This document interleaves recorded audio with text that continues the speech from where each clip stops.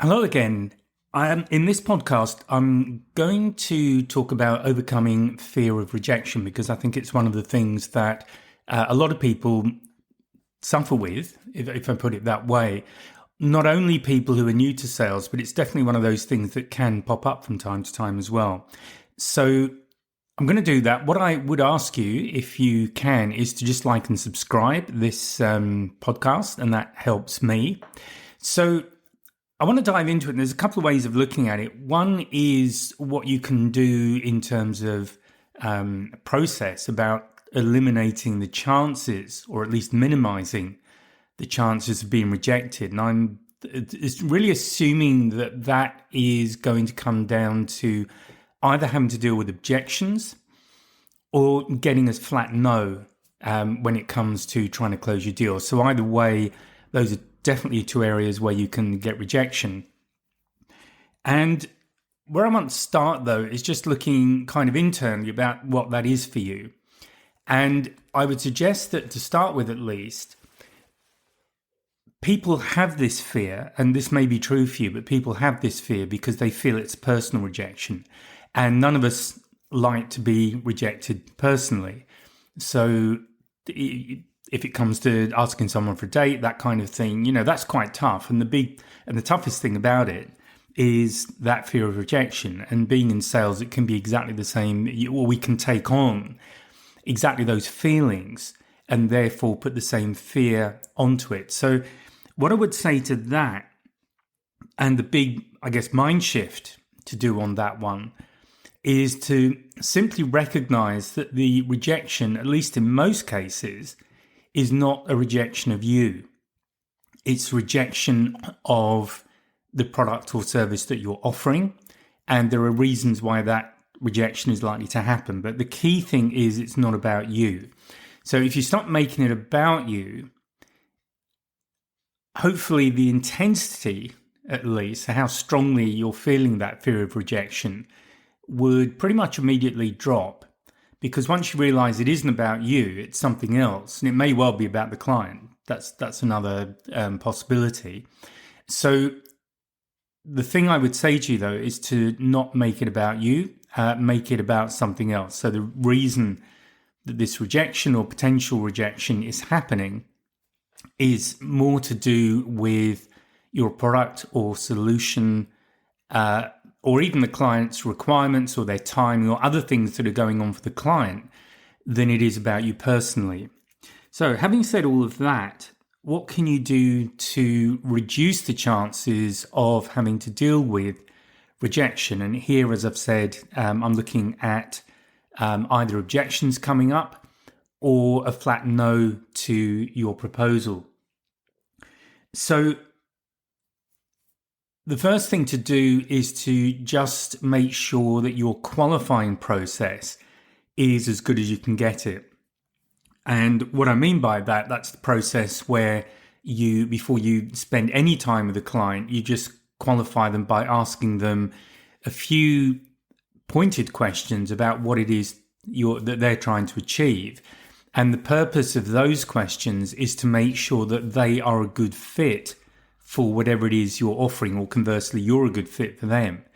You need to be a win-win. I'm definitely a believer in a win-win scenario.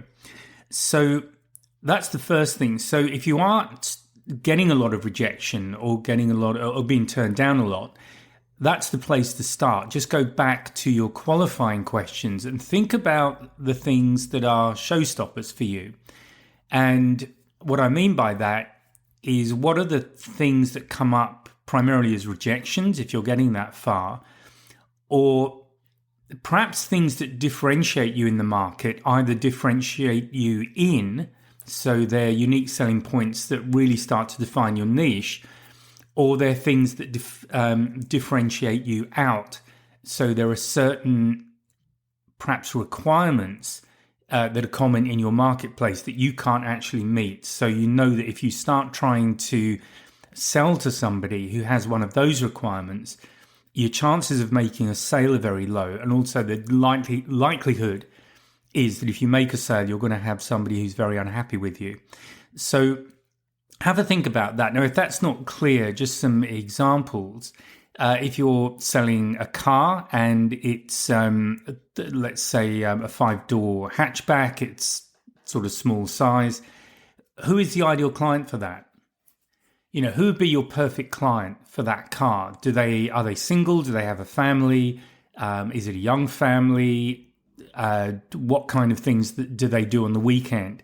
Do they go surfing? Do they need to be able to accommodate a surfboard? Do they do a lot of shopping? I'd think through who your clients are. And then once you've done that, put together a list of questions that define that person. So it may be, in the case of the car, to just simply ask the client how they intend to use it. Is it something that they would use themselves, maybe just to commute to and from work? Or would they use it for the occasional long journey? Would they be taking family with them? Would they be doing regular weekend breaks where they would be driving somewhere? And what kind of breaks do they like to go on?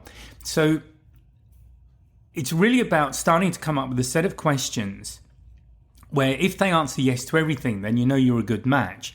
But if you get a no, you then have to decide whether or not it's worth continuing with that person as a prospect, because it may well be that something they really want you to deliver for them, you can't deliver. And so they're never going to buy from you. And this is the important thing. You only want to be spending time with people who are likely to buy from you. So once you've got your qualifying process down, and getting the right questions is a really important thing to do. So it's well worth spending a bit of time just thinking it through. Maybe sit down with a cup of coffee and just think about people who are good clients for you, people who are happy with what you are delivering to them, and what are the key things that you're delivering to them that makes them a happy customer. You can even ask them, if you've got a good relationship with somebody, take them out for a cup of coffee and just say, look, would actually appreciate your help. And would you mind telling me the key benefits you've got from using our product now that you've been using it for a little while? It would just really help me, help to help other people. That's what we're here for as salespeople. After all, we're here to help people. So get that pinned down as early as you can so that you're very clear and you've got very specific questions that will rule people out. And don't be afraid of turning people down. This is one of the biggest mistakes salespeople make. They are worried about saying no to people when they're clearly not a good fit. And so that's when you do it, when they're clearly not going to be a good fit. And therefore they waste more and more time and effort in trying to sell to somebody who will never buy. And of course, that will bring on rejection.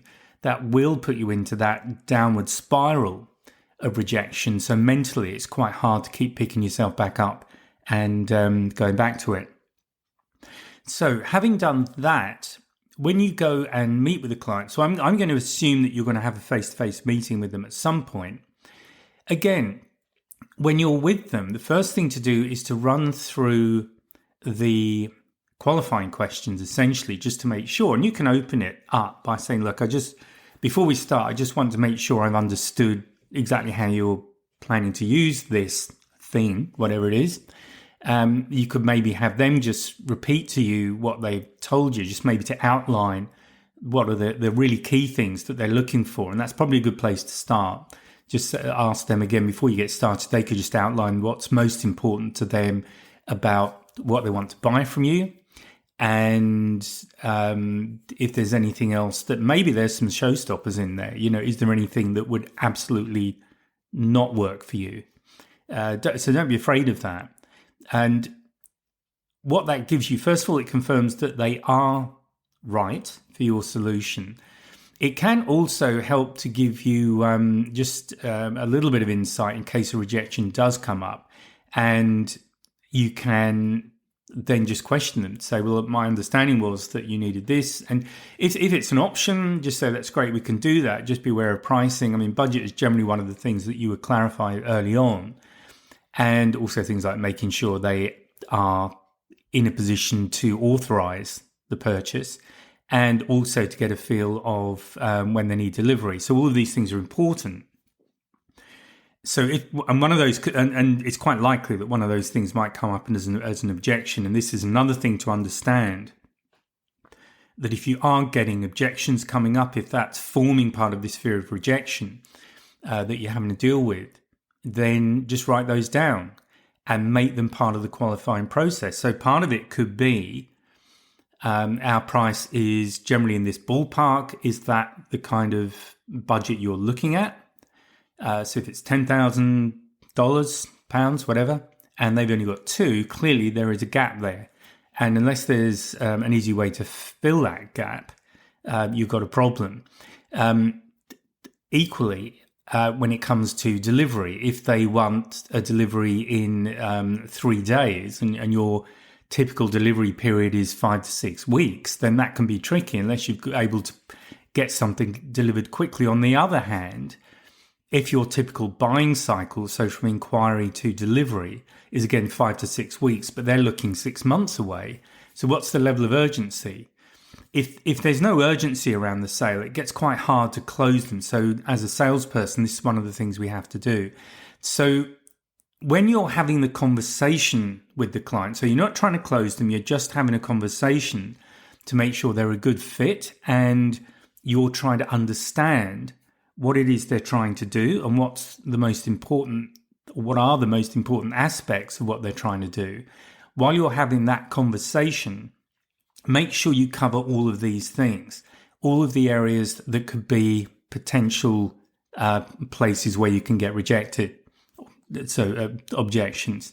So typically, as I've said, they're going to be budget, authority. Are they able to authorize the sale? If not, who needs to? Because you need to get them into the conversation. Have they got approval? And it's easy to waste your time with somebody who goes through the whole process with you and actually has no approval at all to buy. So you've got to tick those boxes early on. Make sure the budget's there. Make sure delivery is there. And that's really important, actually, to make sure that you are talking the same kind of periods. If you're not, then you need to balance that up somehow. But that comes out of the conversation.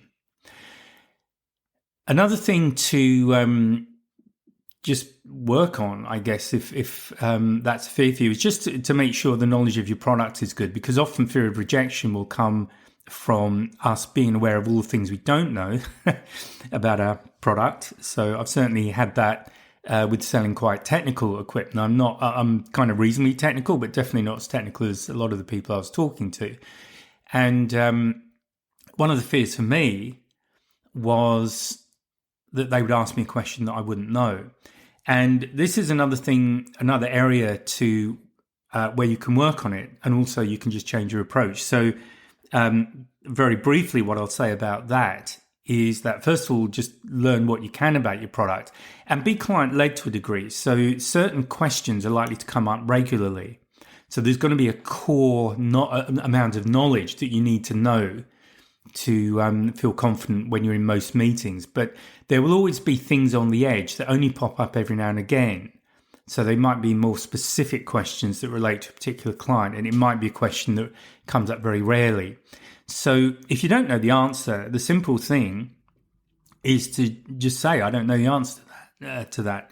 But what I'll do, I'll write it down. Just write it down, or even ask them to write it down, but make sure it is written down and they see the question and it definitely reflects their question. It is the same question, particularly if you're dealing with something that's quite technical and you may not have the level of technical knowledge to ideally handle it. So I would always do that. I'd always write them down. I'd also confirm them by email after the meeting.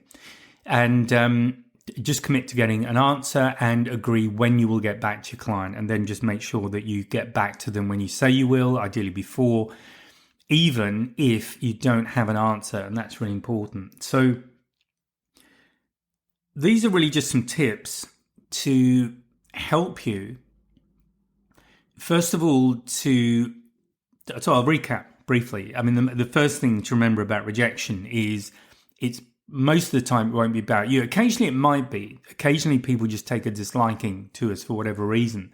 And so there's not much you can do about that. But again, just make it about them, not about you. If you're behaving professionally, you're doing your job, there's no reason particularly why somebody would not want to do business with you. But on the other hand, you might do something that, upset someone. You might not be aware of it, but these things happen.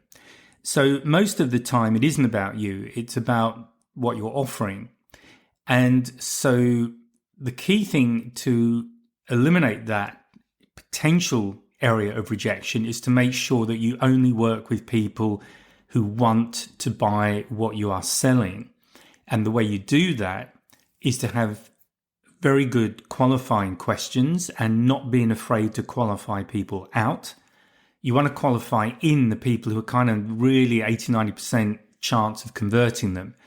If they're 50%, you're wasting your time. You can very easily burn all of the time you have and come up with nothing except, no orders, and really suffering from all the things that happen when that happens. So get very clear on that. So good qualifying.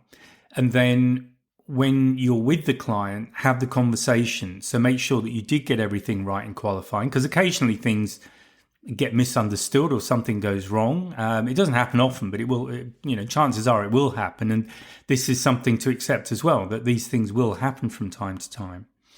So have the conversation, re-qualify, and then just have the conversation to make sure you cover off and make sure part of that qualification process is covering off, making sure they've got budget, making sure they have authority, making sure the timelines work, and anything else that comes up regularly. And the kind of things to put in there are the things that, if you're suffering from a lot of objections at the moment, what are the objections? Go back over them. What are the common ones? And turn those into qualifying questions, because that way you can just tell people if you're hitting if all of these are coming up in the conversation with the client, then just tell them, look, I'm sorry, but I really don't think we're a good fit. And if you do that, the interesting thing is, and I've had this, some people will start to make a case to buy from you. And it's quite interesting when suddenly they're trying to sell to you that you should allow them to buy from you. And it's quite an interesting experience to have. But, this is honesty, this is integrity, and this is the core of good selling. Because when you do make a sale, you've got all of that stuff sitting in the background, the referrals, the conversations that you know nothing about. So all of that stuff that is outside of your control and you're probably not even aware of, anything that's going on in the background, you want to be positive. And the only way to make that happen is to behave properly, be ethical, try and get them the best deal, try and help them genuinely. If you are the more sleazy sort of salesperson, or you're someone, and I know somebody, and I'm actually going through a process right now of selling my home. And there's one salesperson I know locally. There's not a chance he is getting anywhere near my home, because I just absolutely don't trust him. And what reasons have I got for that? Well, I can't point to any deals that he's particularly, mess people around in. But I just don't trust him. There's just a vibe about him and the way he is, and that's just me. There are certain people I don't get along with, other people I do, and the people I am getting involved are people that I feel I can trust, and one of them was a recommendation from somebody else that I trust. So, these are things to be aware of. So it's not always about you. It can be them, as in my case. So I don't know, this guy might be brilliant, but there you go. There you have it. We're just people. This is what people do. And then just go through, have a think about where the problems are technically from the sales side, where you're getting rejected, and see what you can do to qualify those areas. So I hope that's helpful. Hopefully that has given you some things to do. And remember, if you genuinely go in once to help people, that will definitely be a big sort of plus for you anyway, because people will pick that up and you're likely to just lower rejection straight away. But don't take it as personal. Treat it as feedback. What do you need to change? If particularly the same thing keeps coming up, what can you do to change that? Okay, that's it for now. I'll speak to you on the next podcast. If you found this podcast useful and hopefully it's got you thinking, please sign up to my mailing list. There's a link in the description where you can just sign up and I'll keep you informed of what's going on. There's also a link to a free 1-hour webinar. It's an on-demand webinar and I'll take you through 3 things you can do right now to improve your sales confidence, and that includes handling objections and closing the sale. So please check out the links and please join the mailing list, and I'll speak to you next time.